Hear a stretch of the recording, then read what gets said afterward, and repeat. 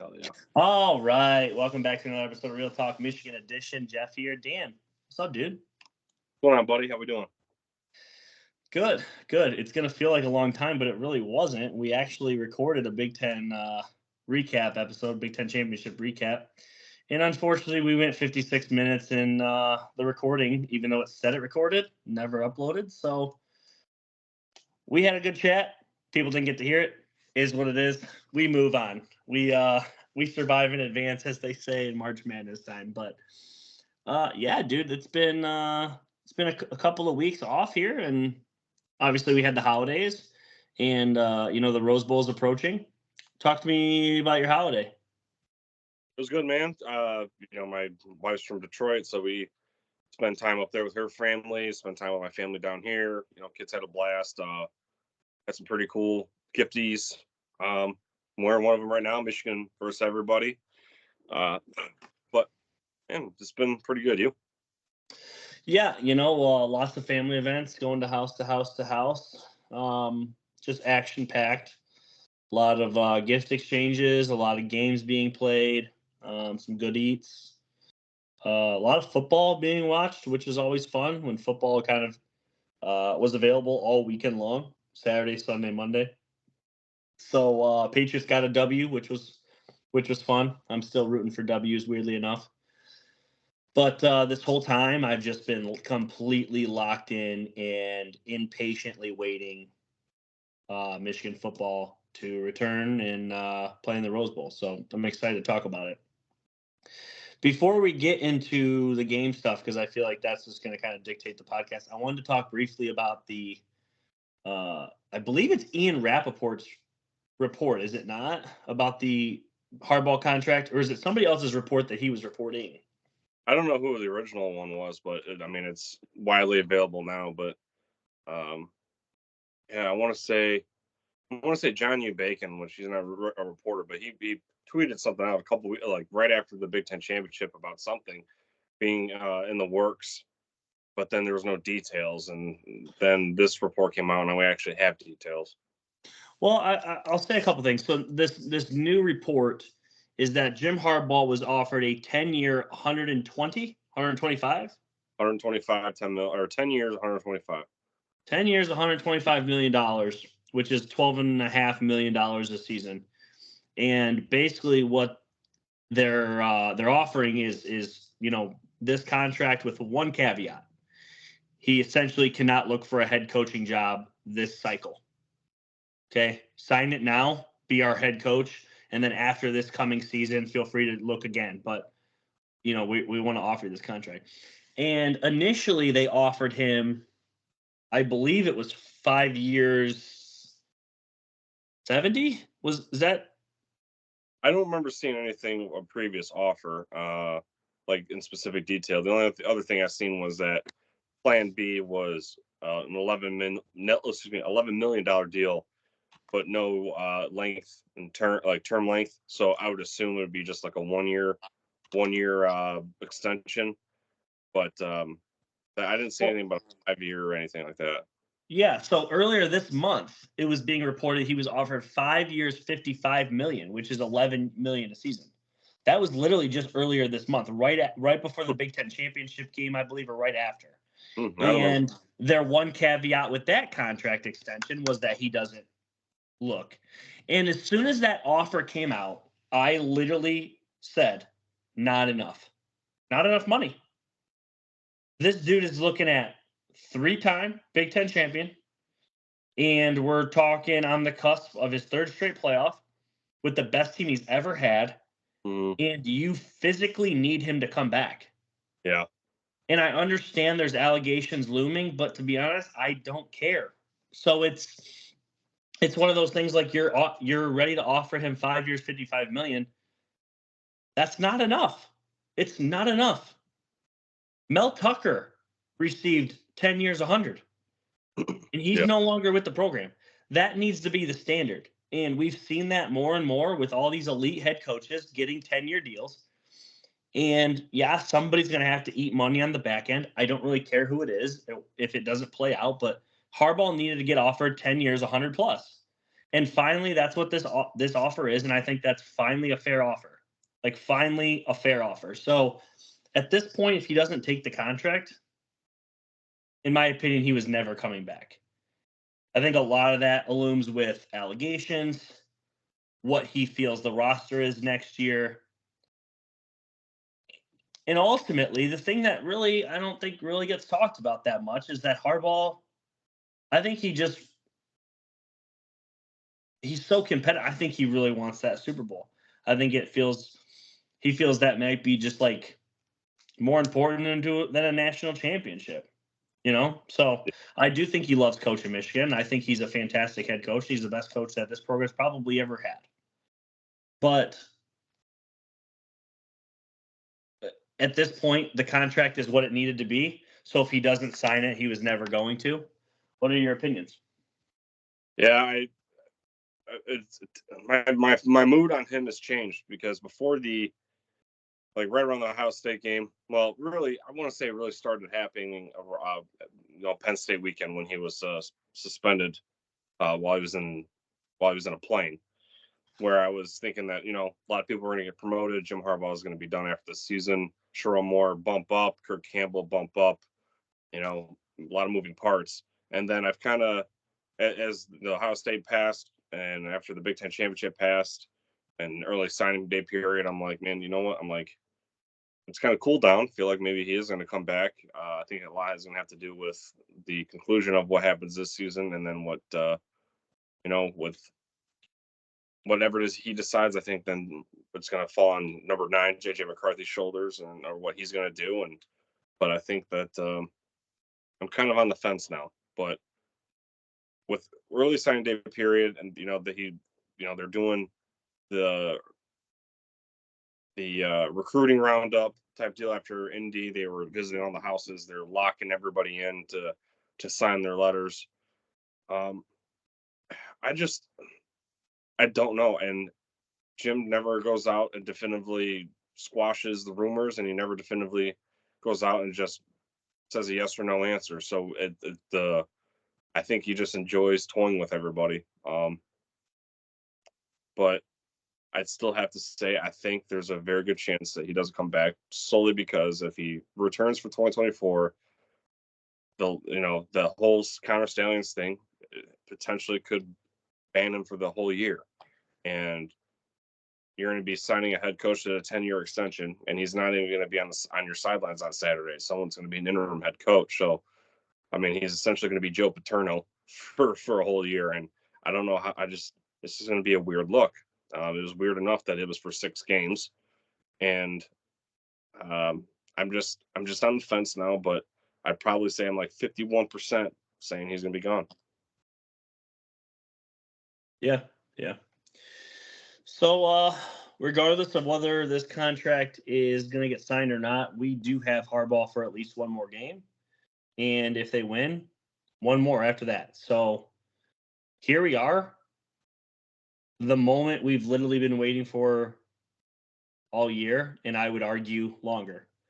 13-0, 3 wins over Ohio State, 3 wins in the Big Ten championship game, and unfortunately back-to-back playoff losses to kind of set us up with the correct motivation here.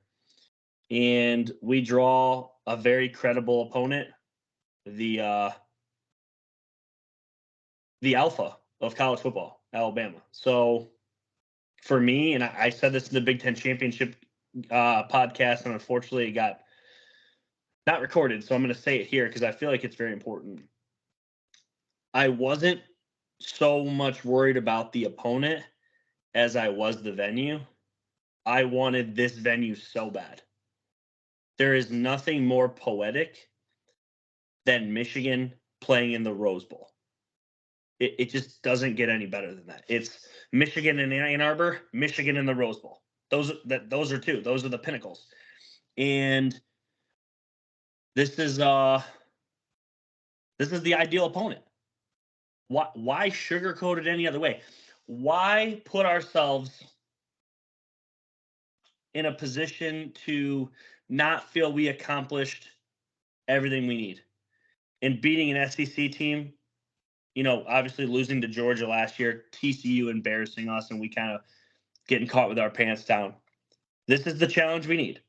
If Michigan is able to beat Alabama, we'll feel it'll damn near feel like a national championship because it's like that monkey's off our back, and it's gonna feel like that next opponent has zero chance. It's just gonna be like just a freight train running downhill speeding. It's just gonna be. I don't know. I'm rambling here, but this is what I wanted. I wanted the Rose Bowl. I'm excited it is the Rose Bowl. Talk a little bit about what that feels like. Yeah, 100%. Beginning of the year, I said, it's Natty or bust. This is the window of opportunity to do it. You got COVID seniors, you got continuity, you got all the chips in the right place. This was kind of, I say, a down year for quarterbacks, because it certainly wasn't. We had a lot of Heisman level play at that position, but this is the time where this was the year a lot of people were, starting new signal callers. Michigan was one of them that was retaining theirs, and I said that this was the last opportunity that a traditional style season could feel like. Michigan beating Ohio State, winning the Big Ten championship, and then playing in the Rose Bowl. That was how everything was hopefully going to shape to line up to kind of kick off, or to kind of cap, I guess, this Jim Harbaugh tenure. So they have an opportunity to do it, man, and it'd be really sweet to see him win a Rose Bowl game, because God only knows. I mean, it's been a long time since they actually won a Rose Bowl. I mean, I've been there a couple times in the BCS era and lost bad, and they have to do it now. This is a must win, and with being 1-6 in bowl games, Jim Harbaugh needs this W really bad. Programming needs really bad, and yeah, I mean, what else is there? It's just super exciting to be there, and I really want to buy Rose Bowl gear. And I'm the type of person who I don't like to buy postseason apparel, because when I buy it, I want to keep wearing it. And if I buy Rose Bowl gear and they lose, I feel like I don't want to wear it anymore. So they need to win it so I can buy some Rose Bowl stuff. 1000% agree. I could not agree anymore. With that said, just to kind of piggyback off that last statement, I said this on the Big Ten championship pod. I've said this a few times, and I wish that pod didn't get deleted, because there was a lot of key points I made for myself personally. And it's like, I started watching Michigan football religiously in 2006. That was the last time Michigan went to the Rose Bowl. So my entire fandom, everything I've put into this team, every game I've watched, every loss I've witnessed, every gut punch, every tear-jerking win, it literally has not included the Rose Bowl since the very first season I watched. That's just wild. Yeah. And the craziest part of that, if you really start to dissect why we haven't gone back to the Rose Bowl, winning the Big Ten has basically, since 2014, put Ohio State, who's won the Big Ten mostly, let's just call it a spade to spade, it's put Ohio State in the college football playoffs. The second best team has been able to usually go to the Rose Bowl, and weirdly enough, that hasn't even been Michigan. Michigan hasn't even been the second best team. Dude, it's been Penn State, Michigan State. Bonkers. If you remember, I'm gonna date this podcast here. In 2021, before the Michigan-Ohio State game, I literally said, I was like, this time, at least when we lose to Ohio State, we get to play in the Rose Bowl. Yeah. I was ready for that consolation prize. How sad is that? I was ready for that. And obviously this team has taken a complete 180 turn. It is just propelled. But I guess, hopefully at this point you guys understand how important the Rose Bowl is. But here we are. I'm going to run through Bama's schedule. I'll have you run through Michigan's, and then we'll go from there. Cool? Yeah, and real quick side note. So, the last time Michigan won the Rose Bowl was in 1997, and then they lost to USC in 2003. They lost to Texas in 2004, and then they lost to USC again. So, the last 3 times they've been there, they've lost. So, but the last time they won it was in what year? 1997. And what happened that year? Oh, we know. Unless you're in Nebraska, we know. Things feel poetic. Who did they beat in the Rose Bowl that year? Washington State. Washington State. Yeah, Washington State. So here we go here. One last thing. Yeah. So to kind of piggyback on that Rose Bowl merchandise comment, I want so bad to buy a Rose Bowl patch, throw it on a Michigan jersey, get some hoodies. I want it all. Yeah. Oh, yeah. But we need that dub. We need that dub. Because I won't even buy it closed out. I won't. I do not rep losing gear. I won't do it. Can't do it. I'm not bailing out these merchandisers for overcompensating themselves prior to a victory. Won't do it. Right. Revenge tour shirt, never bought one. I would have bought one had they finished the gig. Yeah. I would have bought one then. But yeah. Yep. So here we are, Alabama 2023 season. They kicked off Saturday, September 2nd against Middle Tennessee, the Blue Raiders, and they smoke them 56-7. Great W, Alabama. The very next week, they host Texas 1 year after their barn burner they had. And Texas comes into house, and they get the ball with 8 minutes to go in the fourth quarter, and they don't give it back. They win 34-24 at night at Tuscaloosa. As impressive of a win as anybody had all year. Texas, who's in the playoffs, beats Alabama. Week 3, with revenge on their minds, coming off a loss. They're going to come out hot and heavy. They're going to blow the doors off UCF at Raymond James, and they win 17-3. Yeah, the funny thing about that is after the Texas loss, Nick Saban benched Jalen Milroe, and he plugged in Tyler Buchner, the Notre Dame transfer. He was garbage. Then the second half, they put in Ty Simpson. He was barely above board, and they eked out a win there. Yeah, so obviously they were kind of – Nick Saban was kind of feeling himself, trying to understand what he had at quarterback. This next week, though, they host number 15 Ole Miss, and they get the W. They win by 2 scores, 24-10. Ole Miss is number 15 in the country. I mean, that's a pretty solid win. I'll give them their credit there. They go at Mississippi State, blow the doors off them 40-17. And at this point, you kind of think, oh, wait, has Alabama found themselves again? The following week, they go at Kyle Field, Texas A&M. They win 26-20 in kind of a closer game. Then they go back home against Arkansas, Razorbacks here. They win 24-21. So it's like, ooh, these games are getting a little closer again. Yeah. Then, game before the bye, they have number 17, Tennessee. Tennessee, I think, had only had 1 loss at this time. They felt pretty good about themselves. They beat Tennessee by 2 scores, 34-20, going into the bye. At this point, they host Heisman Trophy winner Jaden Daniels and the LSU Tigers, number 14 in the country. At night, Tuscaloosa, they beat the brakes off them 42-28. I mean, that every game this year since that Texas game, when they've needed it, 2 scores. And to be fair, go ahead. Sorry. And to be fair, the LSU game, that was the game Jaden Daniels got hurt. And he did get hurt. So, yeah. He did get hurt. You're right. The very next week, they go to Kentucky. Kentucky had started the season pretty fair. They've kind of tapered off. They beat the brakes off them 49-21. Their very next week, they have an absolute barn burner with Chattanooga, and they win 66-10 late in the season. You know how they do before Auburn. And Auburn, at Auburn, it takes, I believe, if I'm not mistaken, this 4th and 31. But it's also 4th and goal. It's not just 4th and 31. It's 4th and goal, the 31-yard line. They throw a back shoulder pass for the win.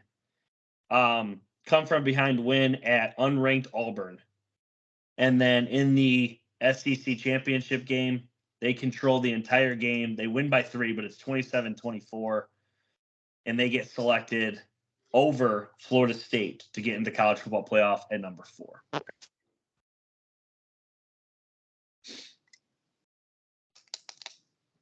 Take it away for our trusty Wolverines. Oh, you want me to do U of M, huh? Yeah. All right, hold on a second. All right, so yeah, we kicked off this season with East Carolina, won that one 30-3. I believe this was a game where Roman Wilson had the hat trick He did. and kind of balled out. JJ McCarthy had zip on the throws. They look good. They probably should have won a little bit big, in a much larger fashion.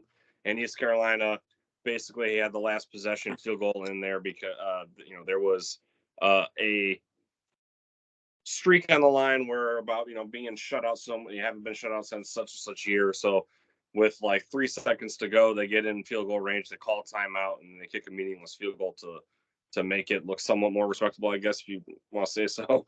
The following week, UNLV, they beat them 35-7. And as we get through these first 3-4 weeks, this is where a lot of the coaching staff was kind of all over the place because of the Burgergate suspension with Jim. So while Jim Harbaugh is on the sidelines at his son's Pop Warner games moving the sticks, JJ McCarthy is throwing touchdowns and Billy Corum was scoring. Everyone's just doing their thing. So UNLV, Roman Wilson, 2 touchdowns. Blake Corum had a hat trick this one. And another game where JJ McCarthy sits out in the second half, really. Following week, Bowling Green, under the lights. This one was kind of an ugly one for McCarthy. This is where he threw 3 interceptions, didn't look great at all. Blake Corum had a day. Cornelius Johnson had a touchdown that was kind of like a Donald Driver tip drill, and Michigan wins 31-6. Follow that up, we start at home with the Big Ten opener. Jim Harbaugh is back, and kind of another run-of-the-mill Michigan game, 31-7 over Rutgers. Rutgers, I think, struck first in this one. They kind of had a blown coverage, and Michigan was knotted up with them 7-7 at the end of the first halftime, 14-7, and then Scarlet Knights really couldn't muster anything for the rest of the game. After that, on the road for the first time on the season versus Nebraska, Matt Rule. They blew them out 45-7. Nebraska at this point was reeling, had to do a quarterback switch. Michigan took care of business. They kind of coasted in that late part of the game, and this is another game where, again, the starters got rest, and I think this might have been the one, too, where Michigan played everyone on their roster, literally everyone on the roster but like one guy, and it was like the long snapper. Second week in a row, they go on the road, and this time in Minneapolis, they beat Minnesota 52-10. And absolutely dismantle these guys. Will Johnson had a pick 6. Ethan Kalagmanis to go for a quarterback. He threw 2 interceptions completely on the day. And, again, just playing a lot of guys. Everyone getting a lot of reps. I mean, Khalil Mullings probably was the better-looking running back overall, even though Corum scored. Jack Tuttle got playing time. I mean, everyone seemed to touch the rock here. Let's see here. Following Minneapolis, Michigan plays Indiana at home and wins 52-7. This is the week after this game where the Counter Stallions situation popped off. But during this time, Michigan manhandled the Hoosiers. We thought maybe this game was going to be a typical Hoosier-Michigan matchup where, Tom Allen gets his guys to play. And once again, Michigan surrenders the score to them in the first quarter, pops off 21 in the second quarter, and then completely just dominates the rest of the matchup. Indiana didn't have a quarterback to really move the ball, and they played 3 in total. Didn't work out for them. Following that game, between this one and this Michigan State on the road in East Lansing was where Counter Stallions kind of disrupted the whole season. Arlen Barnett is the assistant coach or the interim coach for the Spartans because Mel Tucker jerking it over the phone. And this game almost didn't happen because Michigan State declared that because the Wolverines had sign stealers that it would have put Spartan players in harm's way for their health and safety. So just glad this beatdown happened, 49-0. JJ McCarthy was, probably his best game overall in his career, the way he looked on film, the way he looked in the stat column. AJ Barner and Colson Loveland absolutely shredded these dudes. They had, they looked like they had the long snapper trying to guard our tight ends in this one. And so great win against Sparty in their stadium, 49-0, whatever. The following week, Purdue. This is another one where I had a lot of drama going into the matchup. Purdue head coach Ryan Walters was talking a lot of smack in his radio interviews. Had a lot of comments about Connor Stallions and the whole sign gate thing. Said, basically that they have evidence and stadium surveillance footage of Stallions and his cronies and their spying on them throughout different games, multiple years. Said that they had to revamp their signs so they wouldn't be stolen, blah, blah, blah. And while it was 41-13 in the end, this was kind of a game where Walters was able to cook up some sort of formula that makes Michigan look kind of ugly. If you were rated a chick out of 10, you'd probably make them like a 5 or a 6. And it was kind of how like a similar situation to Illinois in 2022, where even though Michigan only won by 3, there was like this voodoo magic that Ryan Walters just has. Like he's a great defensive mind, and he has the know-how to slow down a good offense. And even though they started 41 points to Michigan, that still, if you watch the game, there was times where the rhythm wasn't there the whole time. But Hudson Card looks skittish back there. He was running for his life, throws an interception. Michigan dominates. Anyways, so after Purdue, which also, by the way, in that game, Jim Harbaugh kind of got Jim Schwartz from the Detroit Lions memories from that handshake at the end of the game. Ryan Walters didn't even look in his eyes, which I thought was pretty funny. So then next week, where you and I and the boys traveled to Happy Valley at Penn State, on the way to this game, we found out that 30,000 feet in the air, Jim Harbaugh was suspended, couldn't coach this game. And so Sherrone Moore took over, and they go into Happy Valley and win and essentially run the ball down the Nittany Lions' throats for 2 years, for a second year in a row. Ran the ball about 32 times in a row, as a matter of fact. And, J.J. McCarthy was apparently banged up in this game. Didn't play very well. And I don't say it's not like he didn't play very well, but they just they did enough to where they took away Penn State's pass rushers, which are some of the best in the country, and they neutralized them by running the ball between the tackles. Donovan Edwards finally shined. Blake Corum busted a late game-sealing TD, and a nice road dub for the interim head coach. Next is at Maryland. They win 31-24. This was kind of a weird up and down, back and forth game. Tagovailoa had a lot of dimes. He didn't throw one touchdown when he threw 2 picks, but he made timely throws. Michigan took away their run game. They created turnovers. Let's see here real quick. Maryland had 3 turnovers. Michigan had 1. And Mikey Sanderson came up huge, and they pulled away in College Park. After that, of course, the game, Ohio State, 30-24. Kyle McCord throws 2 interceptions. Will Johnson nabbed one. Was it Rod Moore grabbed the other to seal the game? Just a phenomenal win at home to make it 3 in a row against the Buckeyes. It still pains them to this day because on Twitter they're still complaining about it, complaining about the calls, complaining about the what would ifs, and that Roman Wilson's touchdown wasn't a touchdown. So it's still very satisfying to see. Donovan Edwards finally was able to resurrect his arm talent and throws a 34-yard pass to Colson Loveland. Marvin Harrison got his TD and stuff like that, but Michigan overall made Kyle McCord look like above average. And then lastly here, to close out the regular season per se, I know it's postseason still, but Michigan wins its 3rd Big Ten championship, 26-0 versus Iowa.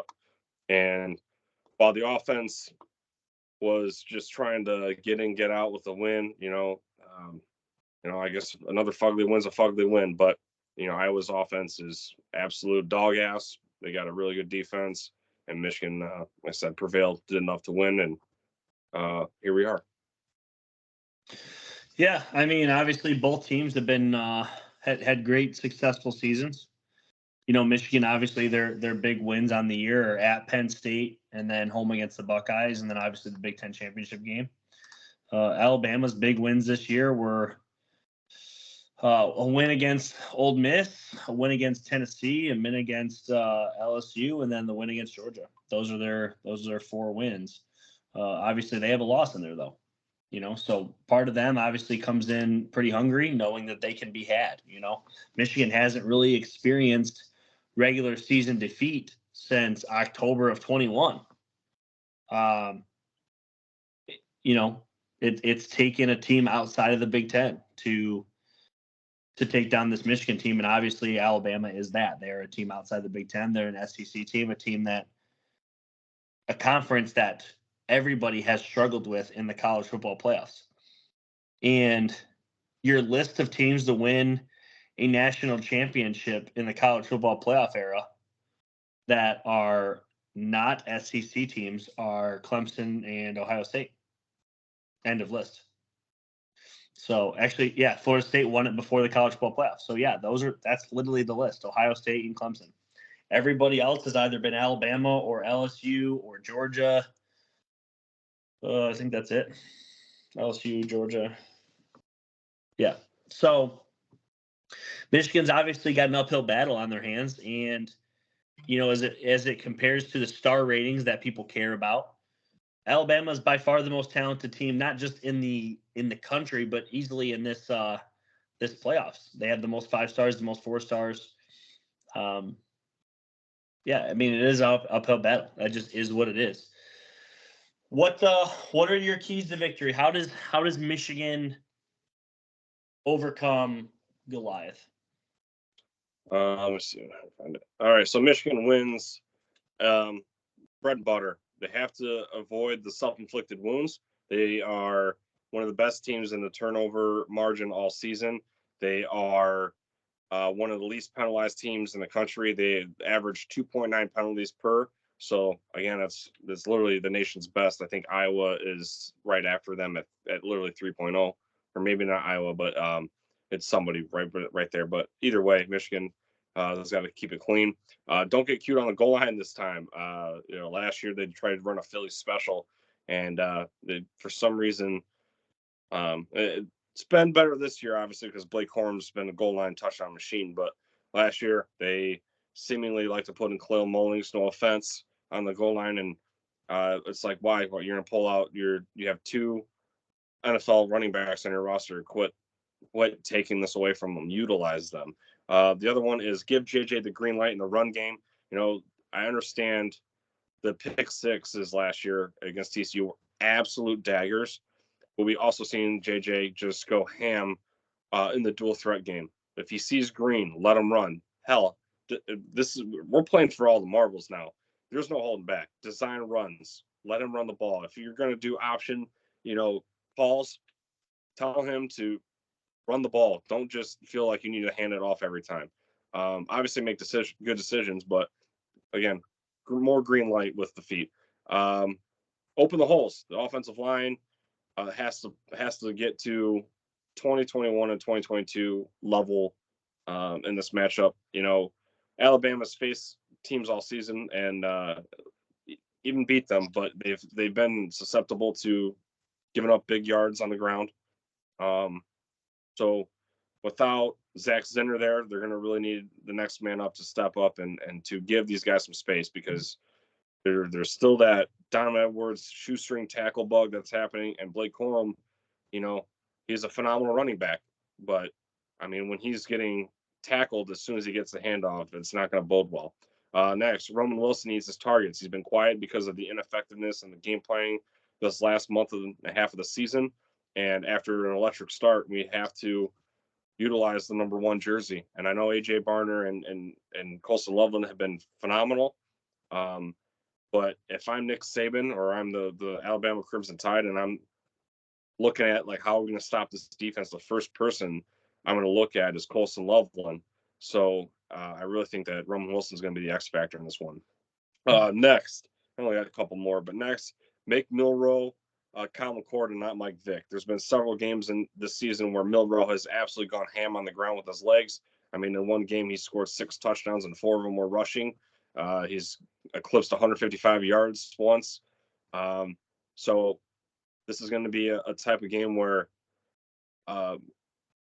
third down is going to be key. Get him off the field. Don't let him pick up the sticks. Using those shoes. And so Michael Barrett, Junior Colson, is probably going to be their biggest game of their lives in this one, is containing this dude, keep him inside the pocket, and get him to the ground. Because Alabama, while they have a physically large offensive line, they've also given up 43 sacks on the year. Michigan offensive line has only given up 18. So that's a huge, huge leap there. A lot of this has to do with Jalen Milroe kind of holding on the ball for too long and kind of trying to roll around like his NFL blitz, kind of like how J.J. McCarthy does. So Michigan has to get him down and get him down quick. So, yeah. One last thing, too, I guess, is cliche, win the turnover battle and give Michigan's offense the best position on the field for as long as possible. For example, that 2016 game in Columbus where they did lose to Ohio State, that whole game, Michigan defense feasted on JT Barrett and that Buckeye offense because they had to play from deep inside their own territory, and Michigan capitalized on the whole game. And Michigan lost that game because Ohio State had a short field in overtime. Look what happened. So you got to give J.J. McCarthy and the Michigan offense some help, and hopefully they get their special teams working there. So did I hear correctly that Junior Colson's going to play with a double club? I don't know. Not just one club, 2. I don't know. I haven't seen anything injury wise. I'm not like I have gone out of my way to watch any of the interviews or anything like that, but I wouldn't put it past him. Yeah. He's expected to play. He's wearing a pair of casts on his hands. This was 2 years ago, or 2 days ago, Sports Illustrated. Yeah. He broke his hand against Purdue.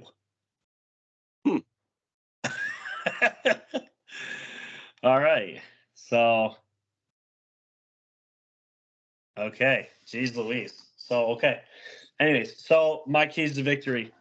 It's going to sound pretty similar to yours. I think in a couple ways I might contradict you, but first off, control how this game is played. Play it on your terms. Run the ball. Be physical. It's going to be by far the hardest run defense we've played all year because of talent, not because of scheme. Ohio State's better schemed. Iowa's better schemed. Bama's got better defensive players. It just is what it is. They're better talent. It's going to be harder to run the ball. Okay? JJ, be the guy. Be the guy. We've seen so many flashes in that TCU game last year of you being the guy. Unfortunately, you weren't the guy because you cost us the game in a way. You played the best game of your life, but had 2 costly turnovers that went for 6. Be the guy. Don't make those same mistakes. Do not allow you to beat yourself. Losing to Georgia in 21, I was able to accept it because it felt like a loss. Losing to TCU was gut-wrenching because it felt like we shot ourselves in the foot. Do not shoot yourself in the foot. Win the game. Personally, while I think Roman Wilson's great, I think the way that you annihilate this defense is getting these tight ends in play, getting these boys open. A.J. Barner and Colson Loveland have been those guys all year. It seems when one eats, the other one is obviously taking away protection. And there's been games where they both eat. Those seem like the ways that you're going to be able to break open this defense. And I think an absolute X factor is somebody that has not had a good game all year. He had a mini spurt in the Penn State game that we were at. Donovan Edwards. This feels like a game where he houses a 50-yarder for a tutty. The time is way overdue. You can't go a whole season without a breakoff run. I feel like Donovan gets a breakoff run in this game, and his elite speed can get there. So the defense. You talked about it. And there is no bigger challenge for this defense. You have to make Alabama pass the ball. You cannot allow Jalen Milroe to beat you with his feet. No ifs, ands, or buts. If Jalen Milroe rushes for even 50 yards, That's not good. Because they were obviously with sacks, they had success running the ball and extending drives. We need to limit him to the least amount as possible. Long third down conversions, you can't have them. You got to be good on third down. Get them off the field. This defense, I believe, can be the reason they beat Alabama, and they weren't able to in years past. These players, this team, this run defense, these corners, this just feels like a team that literally has the advantage on defense, weirdly enough, against a vaunted Alabama. Last but not least, Jim, be the better coach. Call a better game. Yep. You've called great games for years. That TCU game, not sure what happened. We're going to need a better game called here. This has to be the best game of your life against the GOAT. The GOAT. Got to be the better coach. You want to be the highest paid coach in college football? Be the better coach. We think you're a better coach in the NFL. Be a better coach here too. Yep. Out-scheme him, outsmart him, and beat him. And truthfully, if not when? If not now, when? This is the team. Yep. This is the team. This is the Alabama team. They're down. We're up. Beat them. Put them out of their misery and beat them and win the damn Rose Bowl. Move on and play for a national championship. Anything else? No, man. Just beating a dead horse. Just this is the time. Gotta do it. All the stars have aligned in your favor. Time to go out and put this to bed. Get back and put Michigan on top again. Don't care about 2024. Don't care about 2025. All or nothing. For me, if Michigan loses, I think it comes down to one reason. And I think it's just the offensive line can't protect, can't open holes, and Alabama just feasts. I think that's the one thing that I'm like watching for. If Michigan literally cannot protect JJ and can't open holes for Blake, this is the two-time Joe Moore award-winning offensive line, probably going to win their third straight. I understand you just lost a consensus All-American. I get it. But all year we talked about how this team has 7 starting offensive linemen. Not 5, 7. So now we only have 6. Okay, we need to put up or shut up. It's time. Sugar Bowl. Hey, before we go into the game, I had looked up at you when you were talking, and I had the sleeper ticker go on. I just seen because the Browns game's going on right now. David Njoku's already got 113 yards. Really? Yeah. I just looked up and says David Njoku got 113 yards already. I was like, well, dude, it's been 10 Well, I seen Ford scored on a ticker, but holy crap. It's been 10 minutes in that game. Yeah. Oh, it's already 13-7. Jesus. Which is weird because both these teams are defensive squads. Go flat like Nick Foles out there. Oh my God. Brees Hall's got a touchdown. Everyone's like, oh, I need my fantasy stats. And then the Browns, Kareem Hunt's got one and Ford's got one. Oh my God. Yeah, Njoku, 4 for 113. Holy cow. It's the first quarter. Man, it's going to be a fun game after this pod's over. Yeah. Texas and Washington. I said this on Brad and I's pod, 2 Fans, 12 Rings. Brad, obviously a Texas fan. I think that Texas can completely control this game. The only way I think Texas loses this game is if Washington literally just airs it out and Texas has no answer. Other than that, I think Texas just ground and pounds this team, holds the ball from them, and just out muscles them, out physicals them. I think Texas is almost a shoo-in. They feel like they're going to win by 10 plus, in my opinion. Really? You disagree, or you think I'm too high on the 10? I mean, my gut's telling me that Texas could be the winner here, but I don't think I don't think that Washington's going to go away quietly. I think both these teams are fairly balanced. Both of them have good run games. Dylan Johnson's Washington's running back. He's quite the monster himself. I mean, he's had a 250-yard game on the year. I really don't think it's going to. I think it's just going to be a type of game where it's going to be whoever has the ball last. I don't think it's going to be one team dominates the other. I think it's going to be back and forth for most of this. I think what Texas needs to do is hopefully if they can. I think for them to stay in the game, I think they need to be balanced because they lost Jonathan Brooks earlier in the year. They're on their second string running back, and you know he's been able to show that he can do damage in the run and pass. I think it's CJ Baxter or whatever his name is, but Washington's got two 1,000-yard receivers. They have a good defense, and they've found a way to beat two Heisman quarterbacks 3 times. I mean, they beat Bo Nix twice. They beat Caleb Williams. I don't think it's going to be a cakewalk by any stretch of the imagination. Let's see here. Points per game, they're dead even. Points allowed. I think. Let's see. Washington is 52nd in the country because they've given up 23.6. Texas is at 17.5. But to me, the thing is in Pac-12 football, I mean, you're facing some of the most electrifying type of offenses.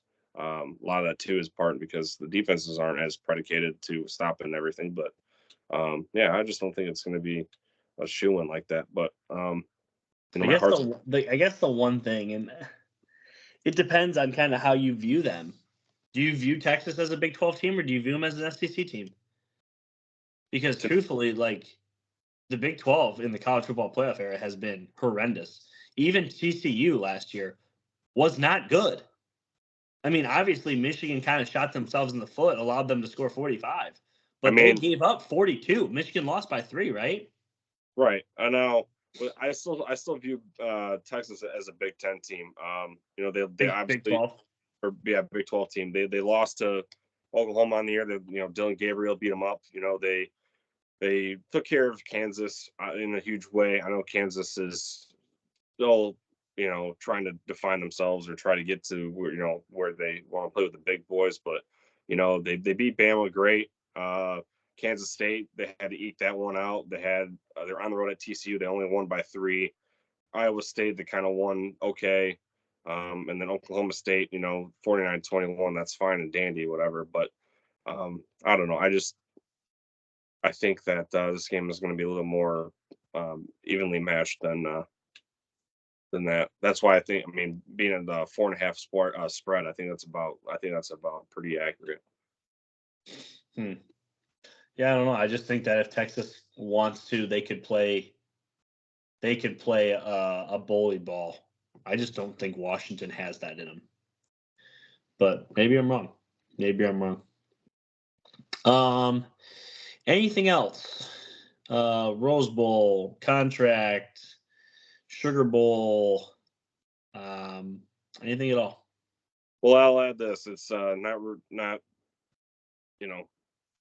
relevant to the games per se, but if anyone is a fan of the NCAA football video game, I think that you need to be paying attention here before the national championship. There is a scheduled release of the 2025 version of the game this summer or this fall. So college football video game is back this year for sure. The release date obviously up in the air still. But if everyone listening right now, do yourself a favor and go on to Twitter and follow at Matt Brown EP, and on Instagram follow at Bring NCAA Back. Both of these guys collab with each other. The Instagram account interviews Matt Brown from time to time. Matt Brown does other interviews as well, but Matt Brown has got insider knowledge on EA Sports and the video game itself, and he's expecting by sometime during the national championship game or right before it some sort of announcement officially. And so he said temporary expectations. Don't think you're going to get a trailer or anything like that, but the company EA Sports should be giving some sort of breadcrumb of what to expect coming up here this summer. Real quickly, some confirmed things about the video game. The game is only going to be available on next-gen consoles. EA plans to release roster updates during the life cycle of the game. The game is built on the Madden engine, but will have tweaks. Dynasty and Road to Glory modes will be back. Throwback uniforms will be back. Players in the game will receive compensation, so we'll have NIL stuff. Let's see what else is out. We got, let's see. Matt commented that, Matt tweeted out that EA is working on having detailed uniform and helmet designs. So every school has submitted more than 2 uniform combinations. So for Michigan fans, whatever, hopefully we see something with the Florida all maize out, something like that. But again, it's just something cool to talk about because we are getting the game back. It's, my favorite video game to play. I still play the 2014 version. It's better than Madden, in my opinion. And I know when this game comes out, it's probably going to break records and purchases.